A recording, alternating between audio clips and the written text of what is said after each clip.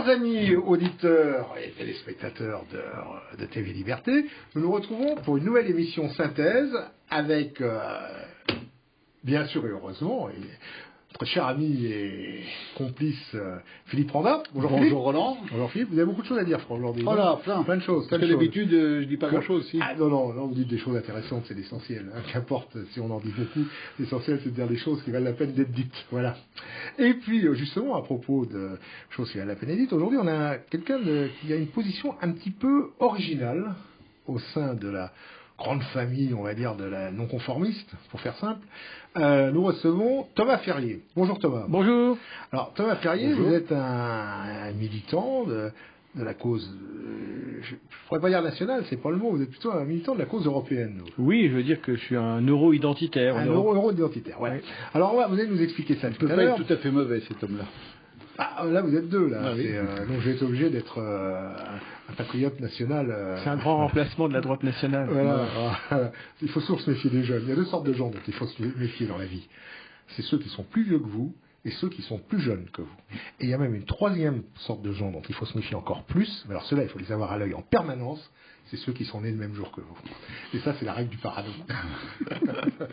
Alors l'émission s'arrêtera, enfin il y aura une interruption au milieu de l'émission, comme c'est le cas depuis quelques mois, et depuis que nous avons le plaisir d'avoir retrouvé le professeur, qui revient parmi nous, et Philippe Randa aura la gentillesse tout à l'heure de laisser sa place au professeur, parce que nous sommes obligés, en vertu des contraintes au moment de l'enregistrement de cette émission, de ne pas être plus que 3 dans le studio. Voilà. Donc Philippe, après ma place avec grand plaisir. Avec votre chronique, vous serez remplacé par le professeur. Grand plaisir parce que c'est Pierre Delobier, bien sûr. Oui, parce que ce sera pas C'est quelqu'un pas de d'autre, partir, vous pour votre place. Hein. Voilà. Alors, Thomas Ferrier, vous êtes un Européen convaincu et vous êtes aussi quelqu'un qui s'intéresse beaucoup à l'histoire. Et vous avez écrit, il y a presque un an maintenant, il y a presque un an, mais on en parle beaucoup toujours, ce livre « Fascisme d'Europe ». Fascisme d'Europe qui parle des origines, et l'idéologie bien sûr, et l'histoire des mouvements fascistes à travers l'Europe.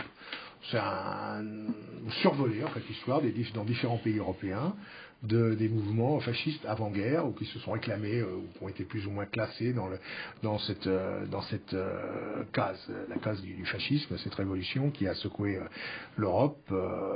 Condamné par beaucoup, qui a été adoré par d'autres, et voilà. Donc vous allez nous parler de ça aussi dans le cadre de cette émission. Voilà. Philippe, est-ce que vous avez quelques mots à ajouter là-dessus? Ajouter sur l'Europe ou sur le... Sur l'Europe, sur l'Europe. Dans un premier temps, on va parler de l'Europe et après on parlera du livre Fascisme d'Europe. Alors, parlez-nous de votre parti, justement, le Parti des Européens. Déjà, moi, ça donne bien le nom, on sait de quoi ça va parler. Oui, alors effectivement, justement, on a choisi volontairement d'être explicite. Le Parti des Européens, c'est celui qui prend parti, si on peut dire, pour la défense des Européens, et d'eux seulement. Finalement, on se rend compte dans notre société moderne que les Européens en tant que tels ne sont pas protégés. Alors, ils sont parfois protégés plus ou moins par les États en tant que Français ou Allemands, ça reste à prouver aujourd'hui, mais les Européens en tant que tels sont finalement discriminés, et ce qui est d'autant plus pénible, c'est qu'ils sont discriminés chez eux, ce qui est un peu embêtant quand même. Et donc, il faut défendre. Parce que hors de l'Europe, personne ne fait d'anti-européanisme primaire. Il s'exprime d'une autre manière, c'est-à-dire en Afrique du Sud, concrètement, l'anti-européisme, ça consiste à abattre des fermiers blancs dans leurs fermes. Donc, il y a une forme d'anti-européisme extérieur. Mais disons que moi, je ne cherche pas pour le moment à me placer déjà dans un cadre mondial. J'essaie de défendre l'Europe déjà elle-même, parce qu'à la rigueur, si une extension de l'Europe est menacée, c'est embêtant, mais c'est pas dramatique. Si c'est le cœur même de l'Europe qui est menacé, là, il n'y a plus de possibilité de renaissance. Donc le problème d'aujourd'hui, il est là, c'est-à-dire que l'Europe est attaquée, si on peut dire symboliquement en tout cas, et concrètement sur son propre territoire, par, on va dire simplement, d'abord la trahison des élites, qui joue la carte du mondialisme sur tous les plans, y compris du mondialisme migratoire. Et donc, les Européens sont sans protection. Alors, on assimile aussi le terme des Européens au terme des Blancs. Et on rejoint Kipling qui disait tout ça, ça vient du lourd fardeau de l'homme blanc. Oui, alors sauf que ce fardeau, personne ne l'a demandé, que ceux qui nous l'ont imposé, sont les seuls à s'être enrichis de la colonisation, parce qu'il faut bien avoir conscience que la colonisation, d'un point de vue économique, a été ruineux pour les pays qui l'ont fait, mais qu'il y a quand même des gens qui se sont enrichis avec.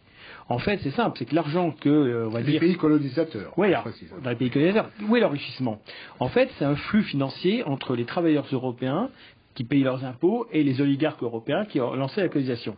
Donc le bilan global économique pour l'Europe de la colonisation était extrêmement négatif, mais finalement, il y a une partie des impôts des paysans, des mineurs, de tous les gens qui ont travaillé, a fini dans les poches des grands patrons européens, d'une certaine manière, en tout cas occidentaux, puisque c'était surtout le Royaume-Uni, la France, la Belgique, l'Allemagne a perdu ses colonies assez tôt, donc c'était surtout l'Europe occidentale qui avait des colonies.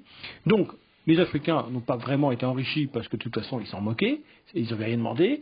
Les Européens ont été perdants et quelques-uns ont mis de l'argent dans leur poche. D'ailleurs, quand on explique que justement on a été exploité, les pays, notamment l'Afrique, qu'on leur a pris leurs minerais, leurs richesses, qu'est-ce qu'il en est de tout ça? Le fait est qu'on leur a pris leurs richesses, mais on leur a construit des routes, des hôpitaux et toutes sortes d'infrastructures pour pouvoir, entre guillemets, les exploiter malgré tout. L'Européen était illégitime en Afrique. Moi, je suis sur une position très anticolonialiste assumée, parce que je juge la conséquence de cette politique. Si on ne veut pas que l'autre vienne chez soi, il faut commencer par aller chez lui.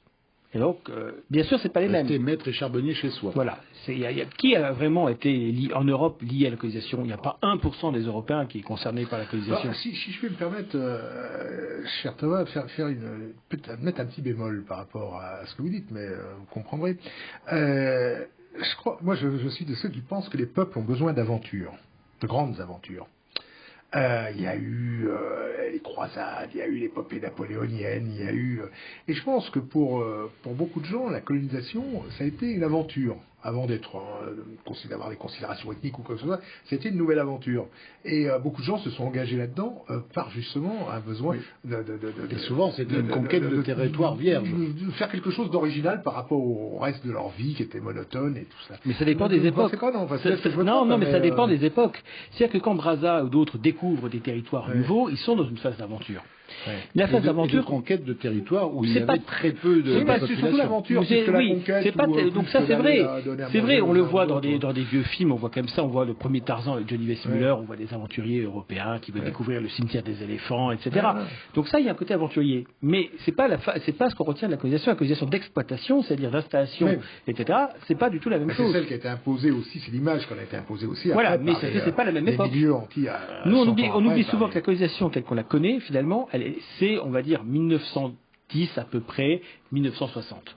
Mais à la phase 1880-1910, où là, il y avait une phase d'aventure. Oui. Donc je suis d'accord sur l'idée qu'il y a une aventure, mais c'est pas la colonisation telle qu'on l'entend, c'est la colonisation d'installation. Oui. Et il y a une autre phase aussi, qui est celle de défense vis-à-vis de la piraterie barbaresque notamment. Il faut quand même rappeler une chose, c'est que une des premières décisions qui soit produite en Afrique avec les colonisations, je parle pour la France, c'est d'avoir fait stopper les réseaux. Les réseaux, c'était les raids des Arabes sur l'Afrique noire qui repartaient avec des esclaves, du butin. Absolument. Ça, on l'oublie souvent. Oui. Et on oublie souvent ça, c'est que lorsque l'armée française est arrivée là-bas, elle a protégé les populations noires qui étaient tout à fait heureuses qu'ils soient là. Alors, d'ailleurs, à l'époque... Plus les Blancs d'ailleurs en réalité, parce que les raids d'Alger, c'était des kidnappings d'Européens, hein, c'était pas tellement... Oui, débarqués sur les côtes d'Europe.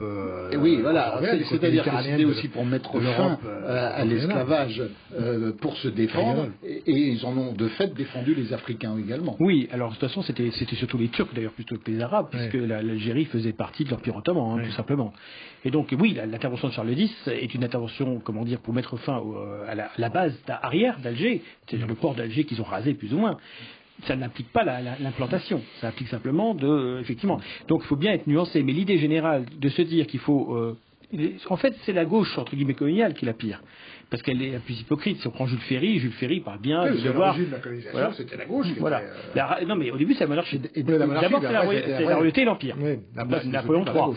Mais après, la gauche, elle a rajouté le côté, on va dire, paramaçonnique, c'est-à-dire universaliste. On va apporter l'affiliation aux défavorisés. Le devoir, entre guillemets, des races supérieures sur les races inférieures, c'est Jules Ferry, c'est la gauche radicale. Alors que la droite était contre. Mais qui, je ne vais pas me faire leur avocat, loin de là, mais qui, dans leur esprit, nous sommes les races supérieures face aux races inférieures, mais grâce à l'apport que nous faisons, nous allons élever les races inférieures à notre niveau. C'est ça l'idée. Mais Clémenceau... C'est donné comme seul exemple universel, notre exemple. Et Clémenceau, comment dire, à l'époque, s'était élevé contre ça. Il y avait une campagne Ferry contre Clémenceau, où Clémenceau avait expliqué que finalement, c'était facile de dire ça. De ce cas-là, les Allemands, il expliquait qu'il y avait des théoriciens allemands qui expliquaient que les Allemands étaient supérieurs aux Français. Donc, sur le même raisonnement, on aurait pu justifier n'importe quoi. Donc, la droite était contre. Je crois que c'est Desroulettes qui avait dit on m'a enlevé 3 patries, l'Alsace-Lorraine, et on me donne des domestiques à la place. Donc la gauche là-dessus s'est engagée dans l'universalisme. C'était une forme d'impérialisme culturel non assumé. Et alors cette colonisation, donc comment vous expliquez, le sujet de notre émission n'est pas la colonisation, mais puisqu'on en parle, parlons-en un petit peu, ce revirement justement de la gauche dans les années après la guerre, la Deuxième Guerre mondiale, sur l'approche de la colonisation. Mais en fait, la gauche est restée pro-coloniale après 1945, puisque Mitterrand, qui était à l'époque à gauche, et d'autres ont lutté contre l'indépendance algérienne. Non, je pense que la gauche d'aujourd'hui n'aime pas les Européens, tout simplement. Elle n'aime pas ce qu'elle voit dans la glace quand elle se regarde elle-même. Il y a une culpabilisation, mais il y a surtout cet universalisme, cette idée qu'il y a des standards communs à l'ensemble de l'humanité, que ces standards sont ceux de la société occidentale, que c'est valable pour toute la population mondiale. Donc en même temps que En fait, c'est pas les standards européens, là, c'est les standards plutôt occidentaux. Euro-américains, si on peut dire. Plutôt américains. Voilà, oui. Mais d'une manière générale, c'est l'idée, de toute façon, que nos valeurs sont exportables. La démocratie est-elle exportable? Moi, je ne crois pas. Je crois que la démocratie, elle est conforme à une vision du monde européenne spécifiquement. Et que vouloir mettre la démocratie en Afrique, en Chine ou ailleurs, d'abord, ça ne marche pas. On a vu ce que ça a donné en Irak. En Chine, on voit bien. En Chine, le marxisme, c'est quelque chose de communiste, qui vient d'Europe aussi. Et la Chine l'a adapté à sa façon. Elle a remis les principes chinois derrière. Bernard Lugan, historien de l'Afrique, l'explique très bien. C'est qu'en Afrique, notamment le système électoral, on vote avant tout pour l'ethnie dont on fait partie. En France, un Breton peut voter pour un candidat marseillais, alsacien ou picard. En Afrique, on vote pour celui qui est issu de son ethnie. Et comme toutes les divisions des colonies ont fait qu'il y a à chaque fois une majorité ethnique et une minorité ethnique, la minorité ethnique dans le pays n'a jamais le pouvoir. Et en fait, c'est simplement parce qu'effectivement, si on prend, je sais pas, on va prendre le Burkina Faso et la Côte d'Ivoire pour finir sur ce sujet africain, parce que moi c'est quand même l'Europe qui m'intéresse. Le sud du Burkina Faso et le nord de la Côte d'Ivoire, c'est la même ethnie. C'est une ethnie musulmane, et le sud de la Côte d'Ivoire, c'est d'autres ethnies chrétiennes.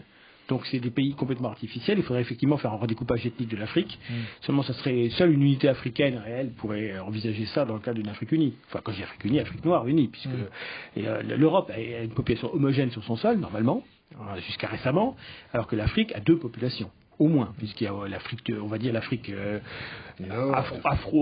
berbéro-arabe, ou arabo-berbère, et puis il y a bantou, on va dire l'Afrique bantou, et puis il y a la zone un peu tampon qui est, on va dire, l'Afrique de l'Est, c'est-à-dire éthiopiens, somaliens, qui sont issus d'un antique métissage entre berbères blancs et bantou noir. Mais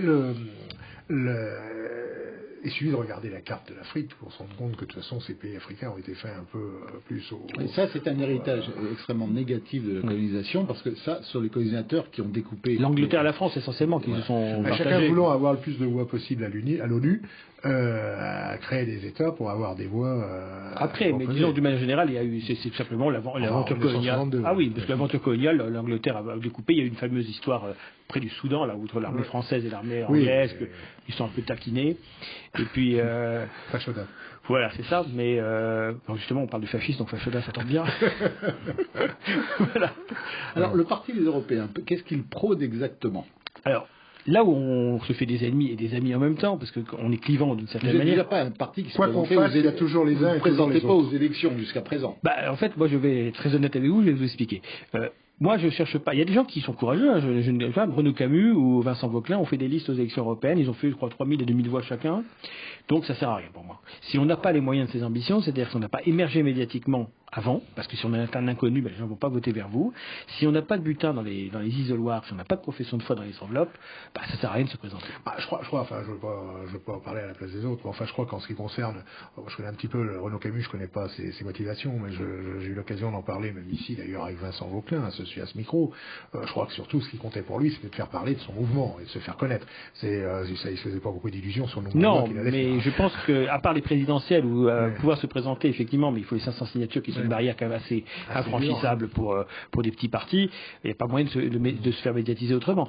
Donc il faut émerger médiatiquement par des positions originales, en essayant de faire en sorte qu'elles soient sincères quand même, parce qu'en politique, je trouve qu'il y a vraiment une manque de sincérité absolument consternant, mais c'est la réalité du monde humain d'aujourd'hui. Hein. Donc l'idée générale des partis européens, c'est qu'on veut vraiment un État européen. C'est-à-dire la grande différence avec... en fait, on est des souverainistes européens au sens littéral, c'est-à-dire qu'on veut que l'Europe demain parle d'une seule voix, avec un véritable gouvernement derrière. Donc c'est une Europe intégrée, assumée. Alors, toute l'Europe, de tous les pays. Toute l'Europe. Et quid de l'Angleterre qui est européenne, peut-être, sauf pour les Anglais qui ne veulent pas entendre parler de l'Europe. Les Britanniques de base, le Britannique de base s'est fait enfumer, pour moi, par l'affaire du Brexit, il s'est fait enfumer par la pensée magique. Parce que vous êtes très opposé au Brexit. Maintenant, ça ne sert à rien de l'être, mais l'idée générale, c'est que si le Brexit était identitaire, encore, on pouvait discuter. Le fait est que Farage et tout ça ont fait de la démagogie à outrance en expliquant finalement aux Britanniques que leur problème identitaire venait de l'Union européenne.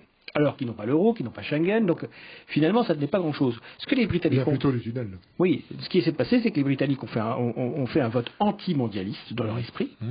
Ils avaient l'occasion de voter, on ne leur fait jamais voter. Et c'est ce qui se passe. Comme l'Union européenne actuelle n'est pas démocratique, comme on ne demande jamais l'avis aux gens, dès qu'on leur donne le moindre occasion de voter, ils se déchaînent. On l'a vu en 2005 dans le cas du référendum en France.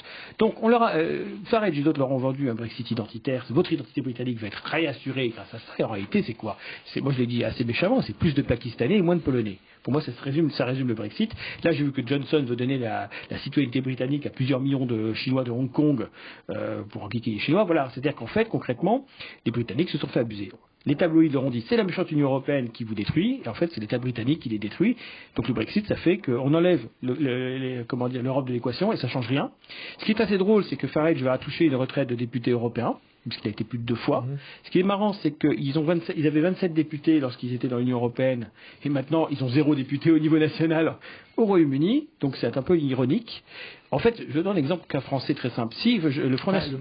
Je ne veux pas défendre Farage non plus, mais lui, tout son parti politique et tout son mouvement, toute son action, ça a été de faire sortir l'Angleterre. Il a réussi, à la limite, il n'ambitionne pas une autre carrière politique derrière. Oui, alors en même temps, il continue de parler un petit peu. Quand il a eu une pause après le Brexit, il est allé travailler aux États-Unis du côté de chez Trump, ce qui est à mon avis était assez révélateur de entre guillemets, quelles sont ses allégeances réelles.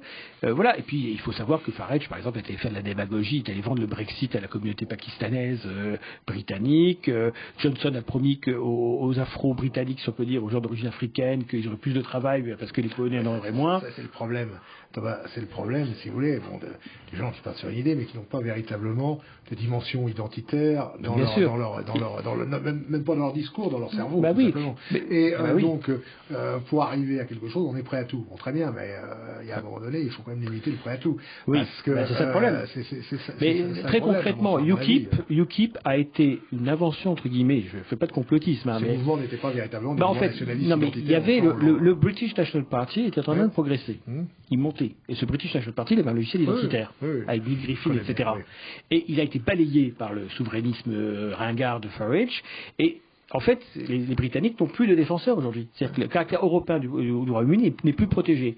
Or, indépendamment de la question de l'Union européenne, nous, on défend les Européens. C'est-à-dire que même dans les pays qui ne sont pas membres de l'Union européenne, on essaierait d'avoir une existence politique et même de se présenter. C'est-à-dire qu'on ne se limite pas à l'Union européenne, nous. S'il faut un parti des Européens en Russie, s'il faut un parti des Européens, on l'aura. Justement, votre conception des Européens, ça va jusqu'avec les Russes, bien sûr. Oui. Bon. Mais le problème des Russes, c'est qu'ils sont aussi autant asiatiques qu'européens. Ça dépend de qui on parle. Si on parle des Tatars, si on parle des Tatars, où les Tatars sont un peu eurasiates, on va dire. Si on parle des Yakoutes et des populations de Sibérie, ils sont 100% asiatiques même. Mais moi, quand je parle de la Russie, je parle des Russes. D'accord, mais Moscou a toujours eu l'attirance entre l'Est et l'Ouest. Ils sont quand même, on peut comprendre que les Russes n'ont pas le même prisme européen que nous, Français. Ils sont slaves. L'essentiel de la Russie est quand même à la partie ouest. Oui, puis vous restez sur la géographie. Moi, je ne parle pas de géographie. Oui. Moi, un Russe ethnique qui est en Sibérie, il est européen. Oui. Je m'en moque qu'il soit du côté de l'Oural, qui est une convention géographique du XVIIIe siècle. Non, les Russes sont des Slaves. Quand je dis russe, un russe sait tout de suite faire la différence. En français, on ne sait pas faire la différence. En russe, il y a deux mots. Il y a Ruski c'est le russe ethnique, et Rossianin, c'est le citoyen de Russie. On peut être tout à fait asiatique et être Rossianin. Mais si on dit Ruski, on est un Slave, on est un Européen. Or, 80% de la population de Russie, de Fédération de Russie, ce sont des Slaves. 10% ce sont des Caucasiens. Les Caucasiens sont aussi des Européens, même si certains ne nous plaisent pas, parce que les Tchétchènes, c'est un peu compliqué. Mais il y a des Tchétchènes pro-européens, ça existe aussi. Généralement, ils ont fui, parce que Poutine a acheté la paix civile en Tchétchénie au prix de l'islamisme. Ils ont préféré le clan islamiste de Kadyrov face au clan islamiste des autres, des indépendantistes, alors qu'en fait, il fallait écraser l'islamisme. On ne pactise pas avec l'islamisme. Les premières victimes de l'islamisme en Tchétchénie sont d'ailleurs les Tchétchènes eux-mêmes. Votre position, il y a 15 jours, nous recevions ici même Hervé Van Latem, notre ami belge, chef du parti Nation en Belgique, et qui nous racontait l'histoire des mouvements nationalistes en Belgique. Il nous parlait d'une expérience, une aventure qui a été très prometteuse dans les années 60. C'est l'aventure de Jean Thiriard et du mouvement Jeune Europe.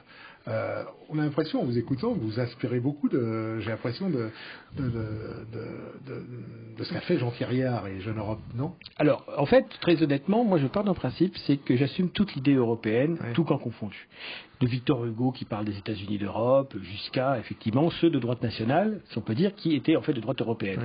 En fait, Jean Thiriard se définit plus de droite européenne. Voilà. Donc moi je suis un mixte. Si on prenait que les cas de droite nationale, comme je dis, je peux prendre d'autres cas centre-démocrates chrétiens, de gauche, etc. Moi je me reconnais aussi bien parfois dans le mouvement socialiste aux États-Unis d'Europe qui existait dans les années 50, etc. Mais si on prend simplement ceux qui sont classés au sein de la droite nationale, je veux dire que je suis un mixte entre le discours européiste dur unitaire de Thiriard, le discours des patries charnelles de Yann Fouéré, l'Europe des 100 drapeaux, et la vision identitaire de Dominique Vénère. Et je pense qu'il y a un équilibre des trois, avec Jean Mabir et aussi tout ça. Si on prend simplement la sphère effectivement euro-identitaire, je suis thiriardiste sans jacobinisme. Thiriard était très jacobine. Voilà. Donc je suis dans un équilibre entre toutes les forces. Alors vous défendez les Européens, mais est-ce que dans votre conception et celle de votre parti, est-ce que les nations continuent à exister ou disparaissent? Alors, le problème en France, souvent, c'est qu'il y a une confusion systématique entre État et nation. On n'arrive pas à penser la France comme nation sans la France comme État. Or, toutes les nations, y compris la France, sont d'abord des identités avant d'être des États. Croire que la France a été construite par les rois de France, à mon avis, c'est une erreur. Il y a une identité, ce qu'on appelle francienne. On va résumer les langues d'Oïl, tous les dialectes des langues d'Oïl. Éventuellement, on peut ajouter les langues d'oc, parce que finalement, il y a quand même une parenté entre les deux, un peu comme le bas-allemand et haut-allemand chez nos voisins. Donc on peut penser que l'espace langue d'Oïl plus langue d'oc, c'est ça, l'identité française préalable à toute construction étatique. Il n'empêche qu'effectivement, ensuite, le français actuel qu'on parle, c'est le francilien, c'est le dialecte Oïl de l'Île-de-France qui finalement est devenue la langue française parce que c'est là où était le fief des Capétiens et derrière c'est à partir de Paris que un petit peu tout s'est fait. Mais voilà, donc la nation française préexiste à l'État. Donc dans un État européen unitaire, il n'y a plus d'État allemand, il n'y a plus d'État français, mais il y a les patries charnelles qui existent. Et moi je prône ce qu'on appelle la subsidiarité identitaire. Donc c'est une forme de fédéralisme, mais réservé à la question de l'identité, où je pense par exemple qu'en Bretagne, eh bien, ce serait bien que le breton soit appris à l'école systématiquement, que les traditions bretonnes soient respectées. C'est-à-dire qu'au niveau identitaire, je donne tout aux patries charnelles. Mais au niveau politique, je donne tout à l'Europe. Donc les nations, comme la France... Les nations en tant qu'identité continuent d'exister en tant qu'identité. Oui, pleinement, la France... mais pas d'État, plus d'État. Oui, c'est ça. Les nations sans l'État. Les Bretons, les autonomistes bretons, vous expliquez qu'ils sont bretons. Les Corses, vous expliquez qu'ils sont Corses. Oui, mais ça, c'est les marges de la France. Et quelle est la différence avec la vision des écologistes aujourd'hui, d'Europe Écologie Les Verts, qui veut une Europe des régions? Moi, je ne veux pas d'une Europe des souverainistes anti-européens qui divisent. Je ne veux pas encore plus de micro-souverainisme. Ça ne m'intéresse pas de multiplier les États. Moi, c'est pas ce que je veux. Moi, je veux qu'il y en ait qu'un. C'est pas ça. Eux, ils veulent faire l'Europe, ils veulent casser les la Catalogne aurait un État, l'Écosse aurait un État, etc. En fait, ils vont multiplier les États par 3 ou par 4. Concrètement, c'est ce qui se passerait dans une Europe des régions. Parce qu'eux, ils ne veulent pas une Europe politique forte. Ce sont de toute façon, l'Europe écologique. Il faut bien au niveau des régions ou des identités charnelles avoir qu'ils aient leur bien sûr des institutions, des institutions. Parce que sinon, un gouverneur de province, si on peut dire, une assemblée de province, bien sûr. Mais là où j'insiste, c'est que je pense qu'il y a beaucoup de choses qui relèvent du régalien qui doivent être au niveau européen. Il y a beaucoup de choses au niveau local qui doivent rester au niveau local. Mais l'armée, la diplomatie, la police, le code civil, le code pénal, un certain nombre de choses, ça doit être européen. Un peu sur le modèle des États-Unis d'Amérique, alors. Oui, à la seule différence près qu'on ne conserve pas les États actuels, et je peux vous expliquer d'ailleurs pourquoi. Parce qu'on ne veut pas être les héritiers des conneries du passé. Quand je dis conneries, je suis un peu vulgaire volontairement. Concrètement, je vais prendre un exemple très concret. L'État français, depuis 70 ans ou 80 ans, s'entête à essayer de détruire le peuple français, de le remplacer chez lui, d'affaiblir ses valeurs, ses défenses immunitaires, etc. La nationalité française aujourd'hui n'a plus aucune valeur. Si on reste dans le cadre des États actuels, même si on faisait une Europe politique, on serait héritier de 80 ans de trahison. Si on veut se libérer de l'emprise du passé, si on veut rompre la continuité juridique que les États nous imposeraient, il faut que l'État européen soit, entre guillemets, vierge juridiquement. C'est-à-dire qu'il sorte ex nihilo. Oui, alors, excusez-moi de vous interrompre, mais là, vous posez un vrai problème. Si vous voulez, c'est-à-dire qu'il se pose, pour beaucoup, dans notre famille d'idées, pour faire simple, c'est de savoir, par exemple, par rapport à l'Europe, telle qu'elle est actuellement. Alors, il y a des gens qui nous expliquent qu'il faut en sortir de l'Europe de Bruxelles, sans pour autant critiquer l'idée européenne, mais l'Europe de Bruxelles est de toute façon intrinsèquement pourrie, donc il faut en sortir. Ça explique un certain nombre de gens. D'autres, comme c'est le cas par exemple de Bernard Monod, que nous avons reçu ici il y a quelque temps, qui pense qu'au contraire, il faut rester dans l'Europe pour essayer de la faire changer. Voilà. C'est la vision de Guillaume Fay, si je peux me permettre. La vision de Guillaume Fay. Il ne faut pas rester sur le dépasser le train, il faut braquer le chauffeur. Oui, il y a une version avec avion. Alors ça, la phrase est de Guillaume Fay. Il ne faut pas être sur le quai de la gare et regarder passer le train de l'histoire. Il faut sauter dans la locomotive et braquer le chauffeur. J'ai une version d'avion avec Guillaume. Il faut monter dans l'avion Union Européenne et braquer le pilote. Voilà, bon, ça revient à l'époque, il parlait du train. Bon. Oui, il avait plusieurs versions du même thème. Plus les avancé, aujourd'hui, il faut monter dans la fusée. Oui, bien sûr, ça sera la fusée. Bon. Et donc, non, mais il faut ça pour dire qu'il y a plusieurs conceptions qui s'opposent. Le véritable problème n'est-il pas que tout dépend qui est à la tête de l'Europe. C'est ça. Oui. Tant qu'on aura des mondialistes complètement acquis à l'idée de la destruction de toutes les nations, y compris d'ailleurs demain de la nation européenne, si la nation européenne il doit y avoir. Tout à fait. C'est-à-dire que pour eux, il doit y avoir un ensemble mondial. C'est le principe du mondialiste. C'est ce qu'expliquent les mondialistes. L'État mondial à terme. C'est ce dont on parle au forum de Davos tous les ans. C'est voilà la constitution à terme d'un État mondial et tout ça. Alors bon.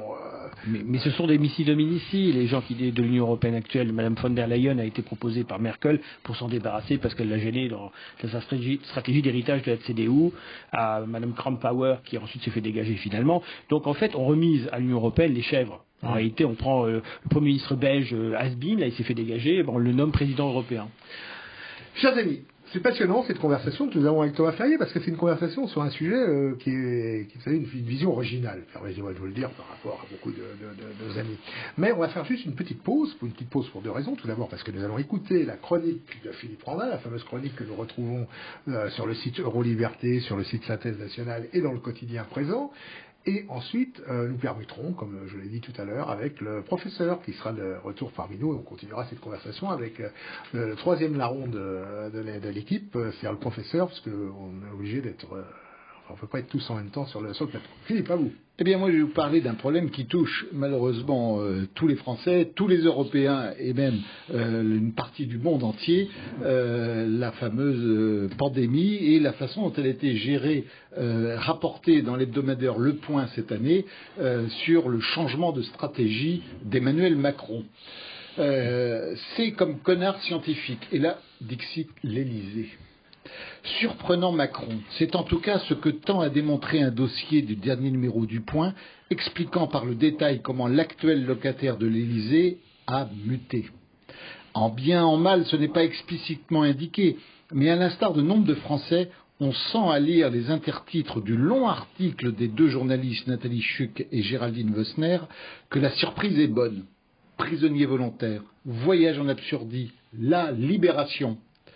La surprise est évidemment celle de sa décision de ne pas enfermer à nouveau les Français dans un énième désastreux confinement, en maintenant néanmoins un couvre-feu, lui aussi désormais reconnu parfaitement inutile face à l'épidémie, afin de ne pas jeter le Conseil scientifique, le ministre de la Santé et le Premier ministre davantage en pâture à la vindicte publique.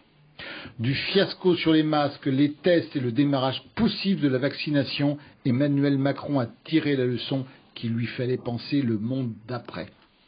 Et pour lui, ce monde d'après, c'est l'échéance de sa réélection l'année prochaine. Elle passe désormais par le lâchage en race campagne de vaccination et l'oubli au plus vite d'une équipe dont l'incompétence apparaît de plus en plus évidente à l'opinion publique. Tellement qu'au sommet de l'État, dixit les deux journalistes, on parle volontiers des connards du Conseil scientifique. Emmanuel Macron parviendra-t-il à faire oublier le plus tôt sera le mieux et que c'est lui qui a décidé la création de ce catastrophique Conseil scientifique inédit sous la Ve République. Un an durant, celui-ci a non pas fait la pluie et le beau temps, mais imposé la peur et les couacs dans la gestion de l'épidémie. Et il est hebdomadaire de rappeler que c'est le professeur Delfrécy, président du machin en question, qui a annoncé que 18 millions de Français vulnérables resteraient confinés sine die. Quand on aime, on ne compte pas, mais quand on est... la passion est facilement dévorante, hélas. Yvan Rioufol, sur une chaîne concurrente, parlait de la secte apocalyptique. C'est à peu près la même chose. Philippe, on se revoit bientôt, on se revoit pour la prochaine émission. Je vais vous chercher le professeur. Le professeur, oui, on va recevoir le professeur. Ouais.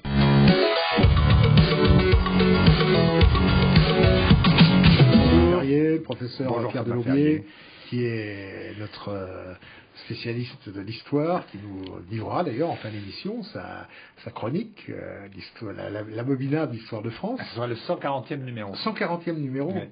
C'est vrai que ça fait 6 ans, 5 ans que cette émission existe, presque 5 ans que cette émission existe.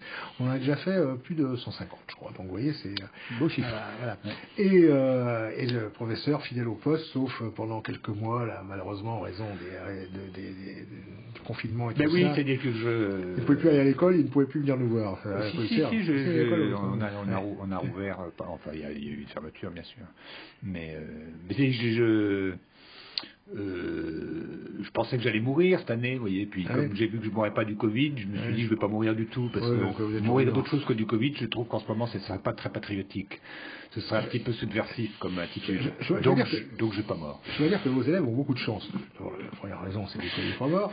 Puis la deuxième raison, j'ai regardé, à la suite de ce que vous avez expliqué il y a un mois à peu près, vos cours par correspondance, par vidéo. Oui, j'ai ma chaîne YouTube qui porte mon nom. C'est un nom. Et vraiment, j'invite les auditeurs, les téléspectateurs à regarder cette chaîne YouTube parce que c'est passionnant. Ils ont beaucoup de chance, vos élèves. Ils vous voient pas, vous ne pouvez pas leur dire un tel, tiens Dupont, tais-toi, Martin au coin ou quoi que ce soit. Non, ils peuvent regarder chez eux votre cours et suivre vos cours. C'est intéressant. Oui, et malheureusement, je fais des vidéos, donc ça suit le plan de mes cours. C'était fait pour le confinement, mais je le continue. C'est une sorte de cours d'appoint. Et donc en 5 à 10 minutes, quelquefois même 3-4 minutes, surtout pour les 6e. J'essaie de faire court, j'essaie de ne pas dépasser 10 minutes, même 9 minutes. Je fais ma leçon, comme ça elle est plus suivie. Mais alors ce qui est très intéressant, c'est qu'il y a des élèves qui m'ont dit « Ah oui, mais les vidéos elles sont bien, évidemment je fais ça chez moi, donc c'est des plans fixes quand même, donc j'anime, je fais des illustrations, etc. C'est un gros travail d'ailleurs, mais je suis assez statique, puis ça me permet aussi de couper quand je fais des petits cuirs. Mais il y a un élève qui me dit « Ah oui, mais on comprend moins bien parce que vous marchez pas de long en large comme vous faites en classe. » Ça en dit long, non, mais dans ces temps de confinement, sur l'importance du visage, de la gestuelle, de la présence. C'est tout à fait vrai. On comprend moins bien parce que vous ne marchez pas de long en large. Alors je marche de long en large spontanément quand on explique quelque chose. Sur l'estrade. Voilà, écoutez, on regardait la chaîne. Comment ça s'appelle votre chaîne, Pierre Cours d'histoire sans masque. Cours d'histoire sans masque. Mais on la trouve, en fait, c'est le titre, mais qu'elle soit la page d'accueil, mais il faut chercher Pierre Delobier. Pierre Delobier, donc Pierre. C'est ça le vrai titre de la chaîne, pour des raisons techniques d'ailleurs. Et voilà, et on trouve votre chaîne et on peut la regarder. Je viens, comme je suis là, je ne travaille pas, mais je viens de faire un cours sur l'Europe au XIIIe siècle. Justement, l'Europe. Puis que j'ai mis en ligne ce matin, et ce soir, cette nuit, je mets en ligne sur Philippe le Bel. Alors là c'est un des plus grands personnages de l'abominable histoire de France. Il y a des choses à dire sur ce personnage. Vous avez déjà été très dur avec lui parce que. Oui. Attends, je suis moins dur dans mes cours parce que quand même les pauvres petits, il ne faut pas les désespérer. L'Europe, justement, c'est le sujet que nous abordions avec Thomas Ferrier, puisque Thomas Ferrier, alors, est là pour deux raisons. La première raison, c'est qu'il est président d'un parti qui s'appelle le Parti des Européens. Il nous a expliqué quel était le sens de son engagement, la raison d'être de son parti, le combat qu'il mène. Et puis une deuxième raison, c'est qu'il a écrit, alors là on arrive à l'histoire et à l'Europe, un livre il y a quelques mois qui a été édité par Synthèse Nationale dans la collection Idées, qui s'appelle Fascisme d'Europe, origine, idéologie et histoire. Donc c'est un livre qui relate un petit peu, qui a une sorte de panorama de tous les mouvements fascistes, revendiqués comme tels ou classés comme tels, qui ont existé dans les années qui ont précédé les années 20, les années 30.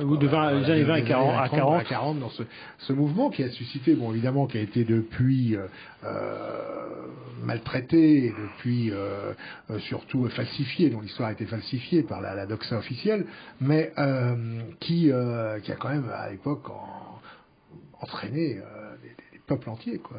Alors, on va peut-être parler un petit peu de ce livre, Thomas Ferrier. Alors, d'abord, pourquoi qu'est-ce qui vous a amené à écrire ce livre? Il y a énormément d'ouvrages sur ce sujet du fascisme, du national-socialisme. Si vous allez regarder dans les rayons de n'importe quelle grande librairie, il y a des centaines, ça fait vendre, hein. Il y a des centaines de volumes. Mais il y a quelque chose qui manquait, pour moi. Alors, il y avait un bouquin de Duprat qui n'était pas trop mauvais, qui s'appelait Les fascismes inconnus, où il y avait un certain nombre d'éléments. Et je me suis dit, bon, c'est pas mal, mais c'est insatisfaisant. Ce que j'ai voulu faire déjà, c'est que quelqu'un puisse, avec mon livre, avoir la liste complète de tous les partis, y compris le moindre groupuscule, la moindre ville de Pologne et autres. Tout le monde trouve son compte. Et pour être assez mytho, leur mettre aussi dans leur langue originale. C'est-à-dire qu'il y a tous les partis sont nommés à la fois en français et dans leur nom d'origine. Même si c'est les Hongrois. Même si c'est hongrois. Bah oui, c'est écrit en hongrois. Et alors, il y a une petite coquille, c'est que le caractère géorgien n'est pas passé. Ouais. La police de caractère géorgien a planté à un endroit donné, mais en arménien, en géorgien. Même l'éditeur s'en était pas rendu compte. Ah oui. En arménien, en géorgien, toutes les polices de caractère, cyrillique, de toutes variantes, en serbe, etc. Donc je me suis dit, ça veut dire que si vous tapez le mot-clé avec la police de caractère qu'il faut, vous avez des informations dans la langue d'origine. Par exemple, combien de langues, vous? Moi, personnellement, je parle l'anglais, je parle le russe, j'ai fait du grec moderne, et puis après, je me débrouille. J'ai 37 dictionnaires chez moi, donc j'ai toutes les langues d'Europe en dictionnaire quasiment. Bon. Voilà. Et donc, en fait, par exemple, il y a des choses intéressantes. Si vous voulez savoir, par exemple, le fascisme danois. Les gens connaissent, ceux qui cherchent un peu vont connaître le DNSAP de Fritz Clausen, qui est cité dans la plupart des ouvrages sur le fascisme. Mais il y avait une douzaine de partis fascistes en réalité, ou nationaux-socialistes au Danemark. Et comment on les trouve? En fait, c'est simple, Wikipédia Danemark vous les donne. Simplement, personne ne va regarder Wikipédia au Danemark. Parce qu'il faut trouver les mots-clés, il faut taper les bons codes. Il faut parler danois déjà. Et donc j'ai un dictionnaire, je regarde comment on dit Parti national-socialiste en danois, je tape le code qu'il faut, et je regarde que ça me répond. Et déjà, ça m'en donnait 12. Bon, et mince. Alors, pareil, je suis suédois, c'est-à-dire qu'en fait, Wikipédia, c'est un outil vachement bien dans la langue du pays. C'est-à-dire que si on veut connaître quelque chose qui concerne la Suède, il faut chercher en Wikipédia suédois. Et vous avez des informations extraordinaires. Par exemple, vous savez qu'il y a des adorateurs d'Odin au XVe siècle, donc on parle d'une conversion des Scandinaves 400 ans avant. Et bien au XVe siècle, vous avez des gens qui sont condamnés à mort parce qu'ils honorent Odin. Et on le sait dans le Wikipédia suédois. Mais si vous n'avez pas Wikipédia suédois, on ne saura jamais. Bon. Et alors est-ce que moi j'ai mes petites marottes. Est-ce que vous parlez je suppose bien sûr que vous en parlez de Sir Oswald Mosley? Oui, je parle de Mosley et de 30 partis autour. Voilà. Et ce qui est intéressant, c'est que ça n'est pas aussi anecdotique qu'on pourrait le croire. Ah non. Non. Le parti fasciste anglais. Il a failli être au pouvoir. Alors on le voit apparaître d'ailleurs. Non, même pas. Non. On le voit apparaître dans la série Peaky Blinders. Oui, il parle de Mosley, oui, il apparaît plusieurs fois. Oui, tout à fait. Il essaye d'ailleurs de se servir des gangs des mafieux de Londres. Voilà. Enfin, c'est peut-être un peu caricatural. Oui, je crois. Oui, peut-être, mais je ne me rends pas compte à quel point il est caricatural. Mais je crois qu'il existe un très bon livre en français sur il y a le cahier d'histoire du nationalisme. Par exemple. Mosley, que je vous invite à lire. Ça m'étonne que vous ne l'ayez pas lu d'ailleurs. Que nous le devons à notre ami canadien Rémi Tremblay, qui a fait un bouquin remarquable dans la collection des cahiers d'histoire du nationalisme qui s'appelle Oswald Mosley, le fascisme britannique. C'est tellement anglophile que je finis par connaître. Et il y a la collection. Je vous l'offrirai pour votre anniversaire. Voilà. Il y a la collection Ars Magna qui réédite les ouvrages de Mosley d'après-guerre, d'après 45. Parce que Mosley, effectivement, est devenu nationaliste européen et partisan de l'Europe-nation après la guerre.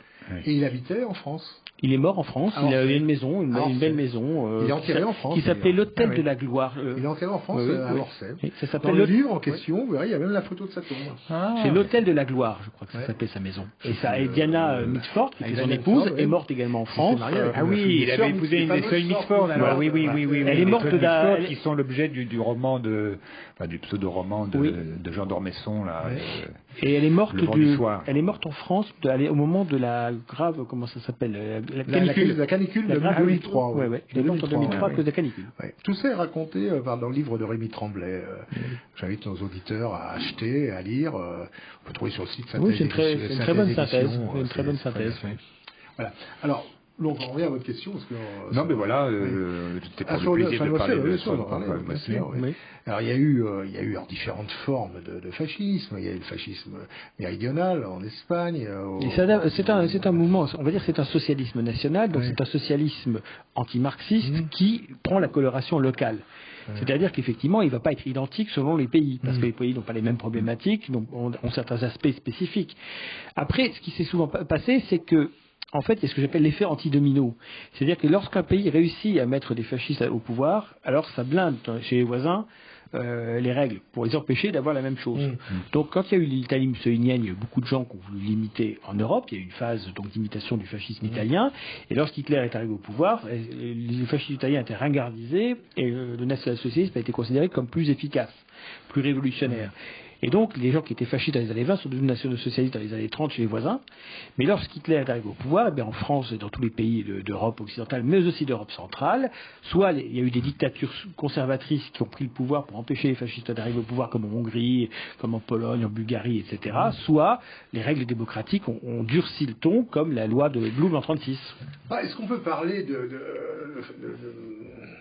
dictatures autoritaires qui sont venues pour empêcher le fascisme de triompher? Je prends un exemple, par exemple, prenons l'exemple du Portugal, par exemple, du professeur Salazar.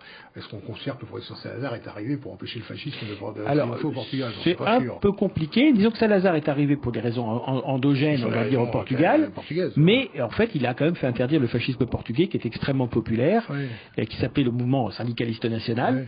De Rolão Preto, et Preto est obligé de s'exiler. C'est aussi l'histoire de la Phalange. Mais la Phalange a été écrasée par Emmanuel Edilla. Absolument, la Phalange a été écrasée par Franco, qui n'a jamais été en fait un fasciste, contrairement à ce que beaucoup croient. C'est ça que j'appelle la droite conservatrice. Aujourd'hui, n'importe quel dictateur sud-américain à la solde des fabricants de bananes locaux est un fasciste. Mais Horthy, dans les Pays-Bas, etc. Par exemple, les Pays-Bas, c'est assez frappant. Les loups d'acier de Voldemar, c'était aux portes du pouvoir, il y a eu un coup d'État pour les en empêcher. Et c'est une droite conservatrice qui s'est installée. En Estonie, même tarif. En Lettonie, même tarif. En Pologne, il y a eu la dictature des colonels. C'est-à-dire qu'en fait, à chaque fois qu'il y a une menace fasciste, soit c'est le roi, par exemple en Roumanie, qui fait assassiner Codreanu. Codreanu, le chef fasciste de la garde de fer, est assassiné. En Bulgarie, c'est le roi qui marginalise le mouvement de Tsankov, le mouvement national-social. En Grèce, même tarif avec Metaxas. C'est-à-dire que systématiquement, lorsque les fascistes sont aux portes du pouvoir, il y a une dictature conservatrice soutenue par l'armée qui se met en place. Ça a été le cas aussi, alors là on dépasse le cadre européen, mais c'était le cadre aussi par rapport au péronisme en Argentine, où les oligarchies locales ont suscité des coups d'État militaires contre la révolution péroniste. Tout à fait. Aux États-Unis, par exemple, le pays de la liberté, selon certains, des accusations fantaisistes sur la stratégie contre Al Capone ont été mises en place. Par exemple, aux États-Unis, vous avez la liberté d'expression. Mais si vous êtes un fasciste américain du style de William Dudley Pelley, créateur de la Silver Legion of America, donc la Légion d'argent, ce qu'on appelait les chemises d'argent, les Silver Shirts, on vous fout un truc d'impôt au Basque en 1940, on vous met en prison parce que vous auriez prétendument pas déclaré vos impôts. C'est-à-dire qu'il y a toutes sortes de méthodes pour neutraliser les gens. C'est hypocrite puisqu'il y a le premier amendement, mais c'est pas grave. Donc en fait, Mosley, pareil, c'est que les Britanniques ont créé l'habeas corpus, ça n'a pas empêché de mettre 800 fascistes britanniques qui n'avaient jamais démontré trahir leur pays en prison, dans des cellules très maltraitées, etc. Voilà, et que. Mosley a failli mourir d'ailleurs. Voilà, absolument. Et donc, l'habeas corpus, il y a des moments où Churchill, ils s'en moquent, quoi. Il y a quoi intéressant. Churchill était une personnalité très intéressante, mais qui a beaucoup de zones d'ombre. Oui, alors il a participé à la construction des camps de concentration pour les Afrikaners bourgs, ce qu'on nous dit souvent. Il a quand même dit qu'il faut un Hitler à l'Angleterre, quand même, quelque chose comme ça. Mais il voulait pas d'un Hitler allemand, évidemment. Et Churchill, c'est d'autant plus rigolo, entre guillemets, enfin rigolo ou tragique, c'est qu'après-guerre, donc en 1946, Churchill a déclaré que la campagne des conservateurs qui s'appelait Keep Britain White, garder le Royaume-Uni blanc, était une bonne campagne. C'est-à-dire que Churchill considérait qu'il fallait conserver le caractère européen du peuple britannique, indépendamment de la question d'une Europe politique. Et qu'est-ce qu'a fait le Labour Party? Dès 1948, il a saboté la citoyenneté britannique pour pouvoir donner la citoyenneté britannique à des millions d'Antillais d'abord, puis de Pakistanais, d'Indiens, etc. Donc en fait, Churchill, De Gaulle et tous les autres se sont fait trahir. C'est-à-dire qu'en fait, De Gaulle, vous lisez De Gaulle en 1946, vous apprenez qu'il veut une immigration exclusivement européenne et même nordique. C'est écrit. Il l'écrit. Ensuite, il y a tout ce qu'on sait dans C'était De Gaulle, rapporté par Perfit, des déclarations de Gaulle stupéfiantes. De Gaulle, il dit à un moment donné, on a le droit d'être Hitler. Bon, c'est De Gaulle qui le dit. De Gaulle explique, par exemple... De Gaulle à Stalingrad, qui dit quel grand peuple. Voilà. Il dit le peuple russe, mais non, le peuple allemand. Voilà. Et puis c'est aussi, par exemple, toutes les phrases sur les dictateurs africains, dont il avait marre de les voir arriver à l'Élysée. C'est un De Gaulle qui, concrètement, dément même sa fameuse phrase célèbre, c'est très bien qu'il y ait des Français jaunes, etc.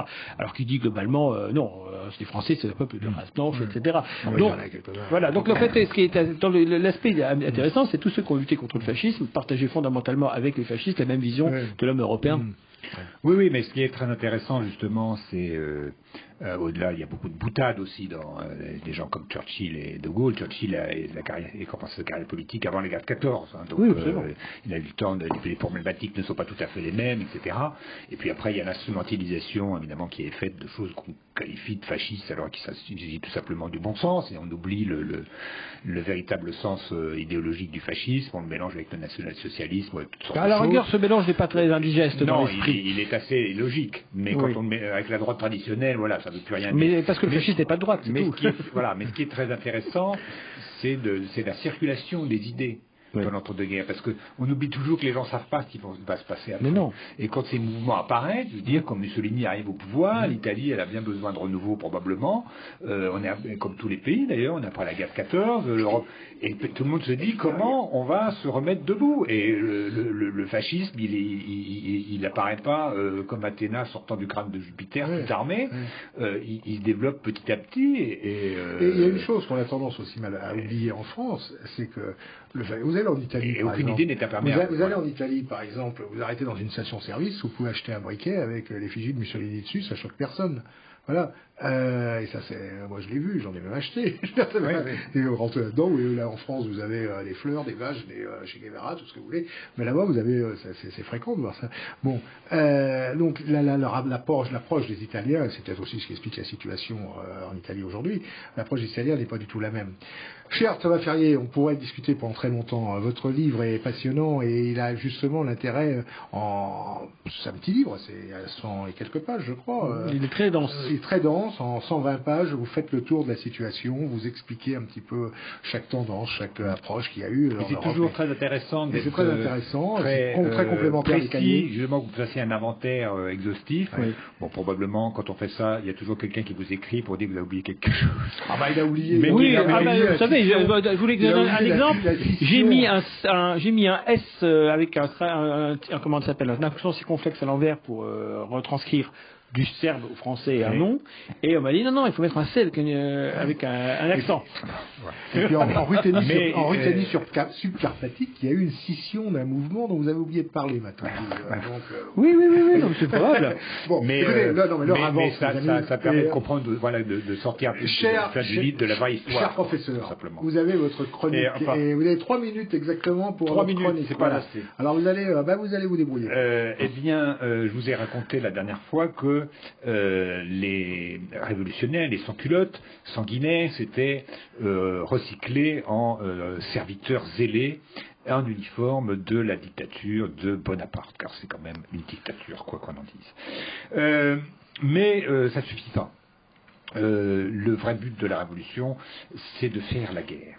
Hein, et on explique, les historiens vous disent, le Code civil a été l'instrument qui a répandu les idées révolutionnaires à travers l'Europe. Mais il ne s'est pas répandu par des libraires ambulants. C'est répandu, pour répandre la bonne parole, il faut avoir le livre dans une main et le fusil à baïonnette dans l'autre. Puis d'ailleurs, pour un fusil à baïonnette, ça se tient des deux mains, donc mettez le livre dans votre poche. Et donc, l'organisation, évidemment, de l'État a été faite pour faire la guerre, car une des grandes conquêtes de la Révolution, ce sont des conquêtes purement et simplement. C'est la mise en coupe réglée de toute la rive gauche du Rhin. Il faut se rappeler que Napoléon a quand même porté les frontières de la France jusqu'à celles du Danemark, pour ainsi dire. Pas du Danemark actuel, mais du Danemark de l'époque. Et puis jusqu'en Croatie. Hein. C'était des départements français. Hein. C'était pas des provinces, des territoires d'outre-mer. Hein. Des départements français. 130 départements. Et donc...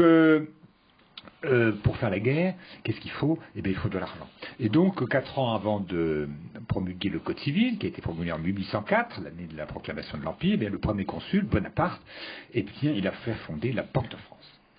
Vous n'avez peut-être pas échappé, pendant des millénaires, disons, la monnaie a été créée vers le 7e siècle avant Jésus-Christ, plus ou moins en Lydie, hein, c'était du roi Midas. Hein, ça fait envie. Et il n'y a pas de banque de France, il n'y a pas de banque de Lydie. Hein. La Banque d'Angleterre a été créée en 1694. En fait, c'était une banque parmi d'autres qui était un peu plus importante. Elle a eu le privilège d'émettre la monnaie qu'en 1844. Hein, donc la monnaie a été créée par l'économie. Et aujourd'hui, eh bien, les banques sont nationalisées. La Banque fédérale des États-Unis, elle date seulement de 1913. Hein. Elle a été faite pour faire la guerre. Ces banques, et donc Napoléon, il a fait aussi cette banque pour faire la guerre. Ça a deux intérêts, c'est que la guerre, ça demande beaucoup d'argent, les ressources fiscales sont limitées, on ne peut pas tout le temps augmenter les impôts, donc il y a un très bon moyen, c'est d'abolir sa dette en fabriquant de la fausse monnaie. Alors quand vous avez de la monnaie métallique au argent, c'est compliqué, hein, c'est ce que Philippe le Bel et ses fils d'ailleurs ont fait, c'est qu'ils mettent un peu d'argent dans l'or, puis en espérant qu'on s'en aperçoive pas. Mais les changeurs, ils pèsent les monnaies, ils disent tiens c'est bizarre, c'est pas le bon poids. Donc l'économiste casse la figure, le roi s'en tire, etc. Tandis que quand vous avez une banque d'État qui a le privilège d'émettre, eh bien il suffit de traiter l'argent comme un bien. L'argent, ça n'est pas un bien. Si vous faites marchand de chaussures, vous fabriquez trop de chaussures, eh ben, vous restez sur les bras, vous n'avez plus qu'à les solder. L'argent, ça n'est rien, c'est un moyen d'échange. Si plus rien à échanger et qu'il reste de l'argent ne vaut plus rien. Donc on crée une économie d'inflation ou de bulles. Aujourd'hui, il n'y a pas d'inflation, mais il y a des bulles, qui donc sont alimentées. L'État fabrique de l'argent, il a des rentrées fiscales, et puis les gens, la masse monétaire étant trop importante, l'évaluation de l'immobilier ou des cours d'actions gonfle, jusqu'au moment où ça s'effondre et cet argent disparaît. Le seul qui garde dans ses poches, c'est l'État. Voilà l'intérêt des banques centrales. C'est une organisation pour voler les épargnants, c'est-à-dire les contribuables, et vous, et moi d'ailleurs, et notamment leur rêve, c'est d'avoir de l'inflation. Malheureusement, dans la mondialisation, il n'y a pas d'inflation. Donc il faut faire des bulles, on fait des bulles. C'est joli de faire des petites bulles, hein. Les gouvernants aiment bien faire des bulles. Et donc voilà pourquoi, à mon avis, on a créé la Banque de France. Et je pense que nous avons un système judiciaire qui n'est contrôlé finalement que très très très mal par la Constitution. Hein, on dit la loi est la même pour tous, en réalité elle est fabriquée par une assemblée de 577 personnes incompétentes qui en fait dépendent du président de la République et de toute sa cohorte pour leur réélection, qui votent tout et n'importe quoi, que d'ailleurs quand on leur donne des projets de loi de 800 pages hier dans la nuit, supposons qu'ils sachent lire, ils n'ont pas le temps de le faire. En même temps, l'État fabrique de la fausse monnaie, c'est puni de mort, hein, normalement, la fabrication de fausse monnaie. C'était marqué sur les billets. Mais pas quand l'État, et on va arriver à l'Europe. Voilà, mais quand l'État fabrique lui-même sa fausse monnaie dans les montagnes de Chamalières, puisque c'est là que ça s'imprime, eh bien, non, il n'y a pas de punition. Bon. Et donc voilà comment on peut dire que Bonaparte fait l'admiration de tous les hommes politiques et les carriéristes modernes, car il a mis au point les deux grands instruments de la tyrannie qui pèsent sur nous. L'argent et le fisc. Voilà. Mais il a une qualité, Bonaparte, c'est qu'en 1816, il parle de l'Europe comme une grande république et il s'est rendu compte qu'il aurait dû la faire au lieu d'élargir la France. Mais c'est très curieux comme quoi, vous n'ignorez pas qu'il a quitté le pouvoir en 1815 et que le fait de quitter le pouvoir pour un homme politique quel qu'il soit, lui fait tout d'un coup dire des choses intelligentes qu'il n'avait jamais eu l'occasion de dire auparavant. On regrette toujours celui-là. Donc les deux instruments de la tyrannie, donc c'est le fisc et la loi. Et là où est la loi, on peut toujours trouver le crime. Là où il y a la loi, il y a le crime. Voilà. Alors donc pour conclure, d'abord merci Thomas Ferrier d'être venu, merci d'avoir présenté votre livre Fascisme d'Europe. Merci professeur d'avoir accepté d'être coupé, presque. Et à très bientôt. Pas grand-chose de mes 5 minutes. Il y a de la censure. C'est pire que le fisc. À une prochaine émission avec des nouveaux invités. Au revoir.